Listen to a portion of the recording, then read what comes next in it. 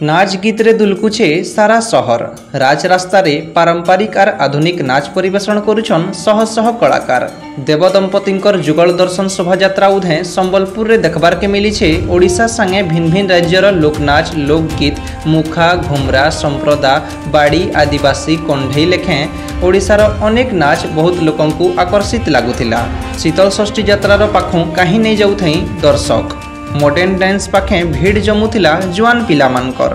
गला काल मध्यरात्रि रे बाहरीथिला नवविवाहिता देवदंपतिंकर जुगल दर्शन शोभायात्रा। आज दिन सारा ई शोभायात्रा चलीथिला बेलके लक्ष लक्ष लोकंकर समागम देखबार के मिलीथिला। गरम रु टिके रोचे आराम पाइबार लगी लोकंकर उपरे पाइन स्प्रे करा जाउथिला। आउ भिन्न भिन्न अनुष्ठान तरफरु ठंडा पाइन दही पाइन सरबतर व्यवस्था भी करा जाइथिला। परंपरा पुराण प्रकृतिर संस्कृतिर कथा कहेसी शीतल षष्ठी। खरा ताती लगी जनजीवन जीवजंतु गचलता छटपट हेला बेलके पृथ्वी के शीतल करबार लगी महादेव और माँ पार्वती को करा हेसी आवाहन। प्रकृति और पुरुषर मिलंती हेसी पृथ्वी शीतल।